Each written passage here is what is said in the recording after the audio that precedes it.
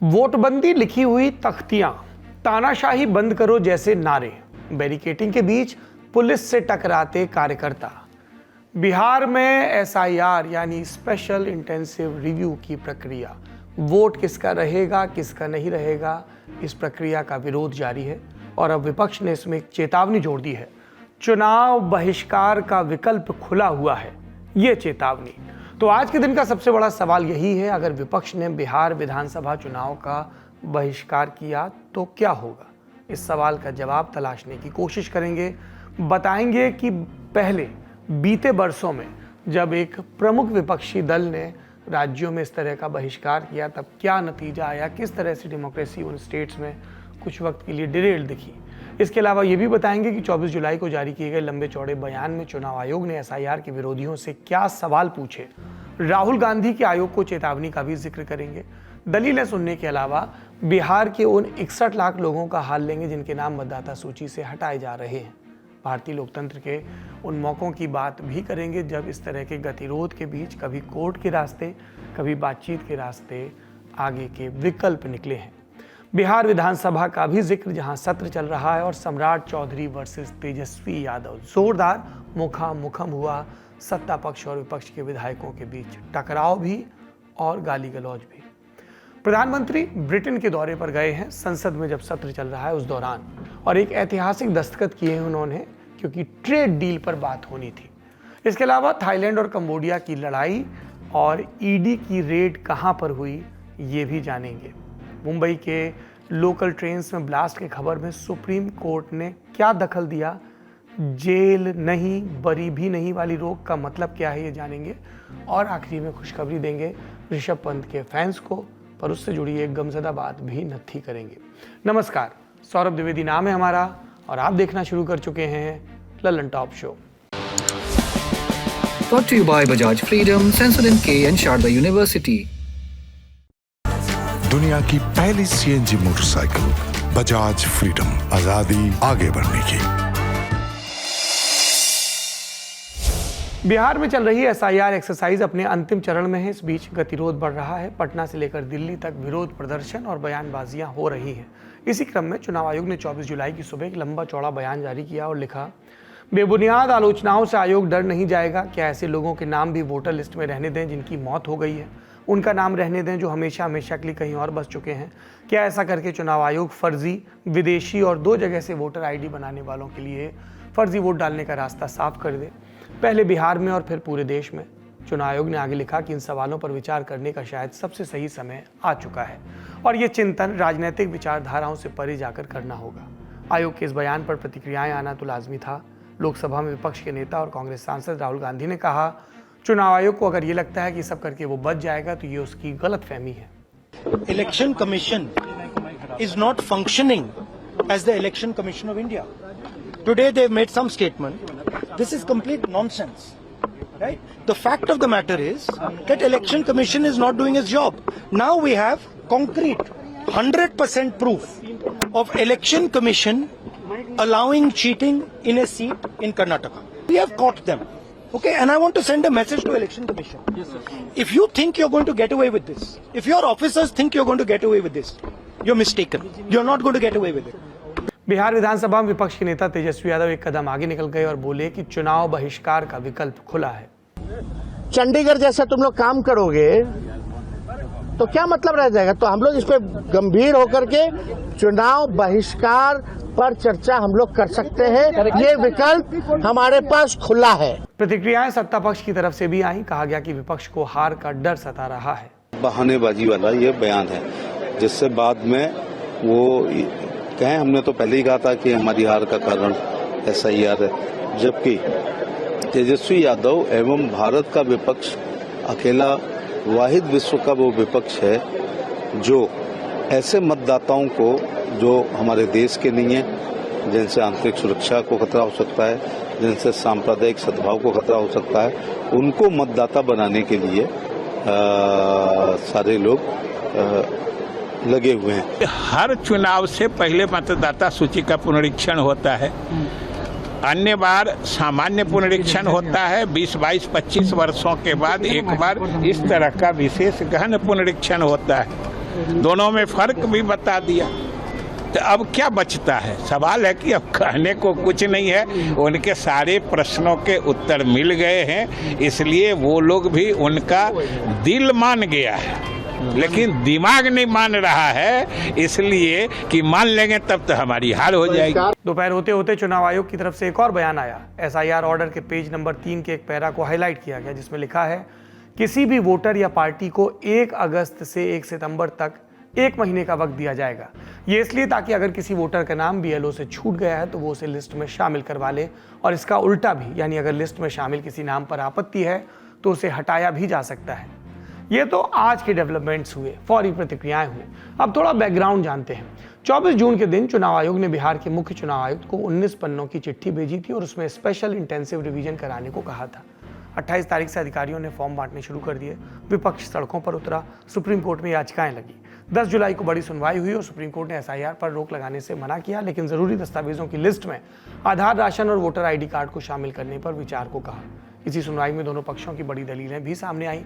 याचिकाकर्ताओं की तरफ से कहा गया कि कानून के मुताबिक सिर्फ 2 तरह के रिवीजन होते हैं, समरी और इंटेंसिव। चुनाव से ठीक पहले एकदम नई एक्सरसाइज अंजाम दी जा रही है। जो लोग वोट डाल चुके हैं अब उन्हें ही अपनी नागरिकता प्रूव करने को कहा जा रहा है। नागरिकता का सबूत मांगने का अधिकार चुनाव आयोग के पास नहीं है। आधार, राशन और वोटर आईडी कार्ड ना स्वीकार करने से करोड़ों लोगों का मताधिकार छिन जाएगा। ऐसा पहली बार हो रहा है जब आधार कार्ड स्वीकार नहीं किया जा रहा। एसआईआर के बहाने सिटीजनशिप स्क्रीनिंग की जा रही है, जो कि खतरनाक है। ये विपक्ष की दलीलें थी। चुनाव आयोग की तरफ से क्या बात कही गई? संविधान ने चुनाव आयोग को यह ताकत दी है कि वो समय समय पर इस तरह के रिवीजन को अंजाम दे। वोट डालने के लिए शख्स का नागरिक होना जरूरी है और आधार कार्ड सिर्फ पहचान की पुष्टि करता है, ये नागरिकता का प्रमाण नहीं है।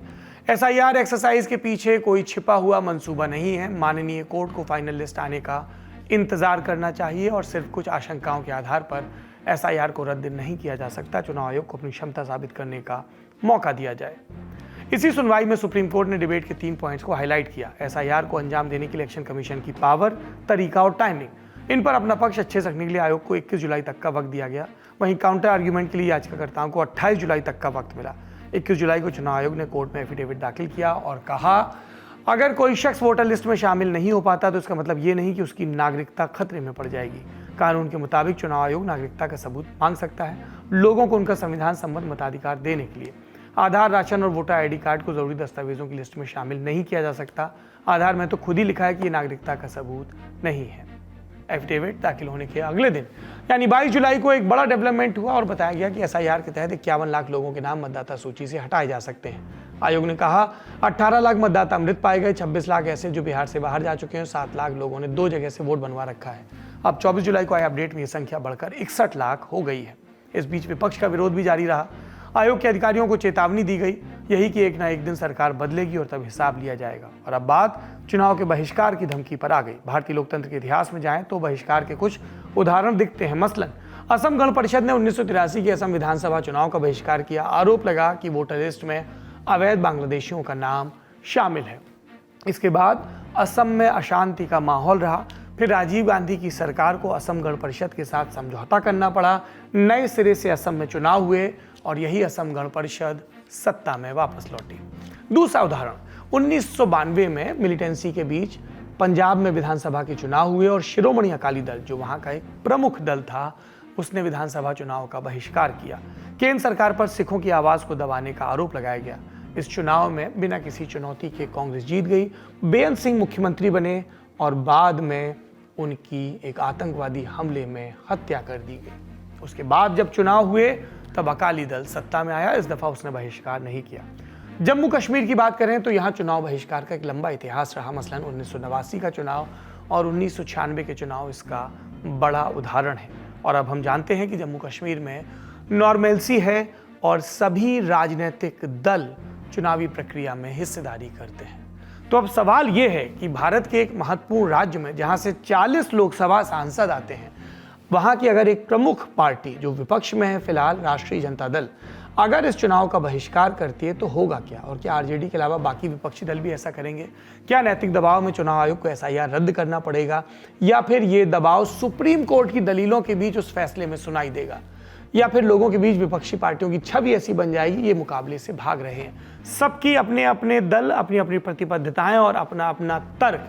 फायदा किसको, नुकसान किसको, समझते हैं जानकारों से। देखिए, जहां तक तेजस्वी यादव ने ये कहा कि वो लोग चुनाव बहिष्कार का फैसला ले सकते हैं, खासतौर पर महागठबंधन के दल, वो मुझे लगता है बहुत शुरुआती बयान है। कई बार पत्रकारों ने आज विधानसभा परिषद में उनसे पूछा तो आखिरकार उन्होंने कहा कि हाँ, हम लोग ऐसा सोच सकते हैं। उन्होंने बहुत स्ट्रेटेजिकली ये तय नहीं किया है। अभी एक तरह से उन्होंने एक बात सामने रखी है ताकि उस पर डिबेट हो और चुनाव आयोग पर एक दबाव पड़े कि वो जो अभी चुनाव करवा रही है, जो अक्टूबर नवंबर में चुनाव हो, वो SIR के बाद जो मतदाता सूची बनी है उसके आधार पर ना हो, क्योंकि SIR की प्रक्रिया भी अभी जो है वो एक तरह से चलने वाली है। सितंबर में भी कई दावे होंगे। ये कहा जा रहा है कि 1 सितंबर को फाइनल सूची बन जाएगी, लेकिन उसके बाद भी कई दावे होंगे। और जो उसमें नियम है उसके आधार पर भी यह है कि अगर किसी विधानसभा क्षेत्र में नॉमिनेशन होने वाला है तो उसके नॉमिनेशन की आखिरी तारीख के 10 दिन पहले तक लोग अपना नाम उसमें जुड़वा सकते हैं। तो इस आधार पर चुनाव करवाना भी थोड़ा मुश्किल काम है, लेकिन चुनाव आयोग चाहती है कि उसी पर चुनाव हो। तो दरअसल पब्लिक अभी तक SIR की प्रक्रिया को लेकर बहुत उज्ज्वलित नहीं है, क्योंकि अभी तक जो SIR की प्रक्रिया चली है, ग्राउंड में हम लोगों ने देखा है कि उसमें दस्तावेजों को लेकर बहुत जोर जबरदस्ती नहीं है। जिन्होंने दस्तावेज दिए तो ठीक, न दिए तो ठीक, आधार दिए तो ठीक, प्रॉपर दस्तावेज ना भी दिए तो फॉर्म जमा ले लिए गए हैं और उनका नाम फर्स्ट ड्राफ्ट में आ गया है। अब जो प्रक्रिया 1 अगस्त के बाद चलेगी, तो जिन्होंने दस्तावेज जमा नहीं किए हैं या जो प्रॉपर दस्तावेज जमा नहीं किए हैं, उनसे दस्तावेज मांगे जाएंगे चुनाव आयोग की तरफ से। SLS और पैराबेन गॉन, तो उसका करंट ऑन। What then? इसके पोटेशियम आयंस करें टूट का करंट गॉन, लाइव का करंट ऑन।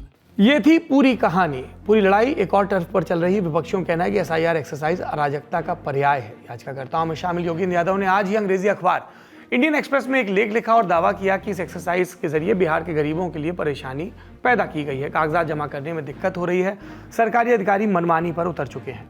उधर इलेक्शन कमीशन की तरफ से अपने एक्स हैंडल पर ऐसी वीडियो डाले जा रहे हैं जिसमें सारी प्रक्रिया एकदम ठीक तरीके से चल रही, कहीं कोई दिक्कत नहीं है। बात बिहार की हुई है तो एक और अपडेट। बिहार विधानसभा में 24 जुलाई को खूब हंगामा हुआ। उप मुख्यमंत्री सम्राट चौधरी और नेता प्रतिपक्ष तेजस्वी यादव के बीच जमकर नोकझोंक।